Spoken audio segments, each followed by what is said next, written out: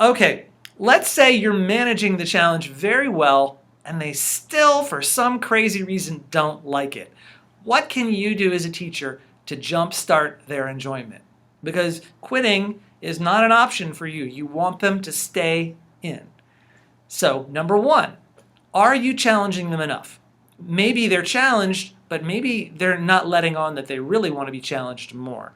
This is where it pays to get a little tougher and say, okay, well, I think we need to give you a real challenge. And maybe they'll feel that that's a compliment, that they deserve a real challenge. Or maybe their parents will say, ah, yes, finally, now the child is working. Whatever it is, it may be time to up the challenge level. And that may actually paradoxically increase their enjoyment. Number two, you could lighten it up. Maybe they're really working harder than they need to be working. Maybe you think you're giving them a reasonable challenge, but it's not actually. Maybe they're easily frustrated, maybe they're neuroatypical and they need to feel better about what's going on. It could be any number of things. Sometimes the teacher has to get over their own pride about, is the student good enough to be one of my students, and simply say, okay, we need to lighten this up a little. Again, that can often be done by breaking the challenge up. Rather than simply giving them something easy, you can take what they're doing and chop it up for them to make it easier for them to approach. Reduce the challenge level smaller, but keep the whole challenge there. Number three, if the challenge level is just fine, maybe they need to be inspired. I don't know if enough piano teachers today let their students listen to the music that inspires them, or asks the student, go out and find something that you like.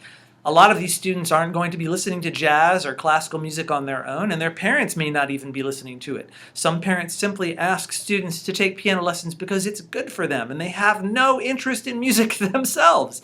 This is your chance to introduce that to them. Say, hey, did you know there's a reason we're studying the piano? Because it's awesome. Because there's music out there that is just flipping amazing. So find it for them. Don't expect them to know where it is. YouTube is an amazing resource, and you can find almost anything for free. You can stumble over it. So help them find it. Find your favorite piano players. I like Marta Argerich. She's so interesting to watch. She plays so beautifully. I say, hey, watch this player. Isn't she cool? And then maybe I'll compare it with another. Say, look at Marta Argerich and look at Glenn Gould. They're so cool, but they're so different. And then, of course, I've got my jazz players. I say, hey, look at Gene Harris. Check him out.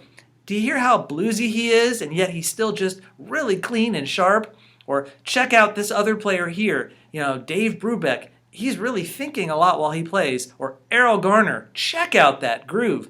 I get excited talking about these players, and if your students hear that excitement coming out of your mouth, they will get excited too. And that may be the very best thing to do to up their enjoyment level.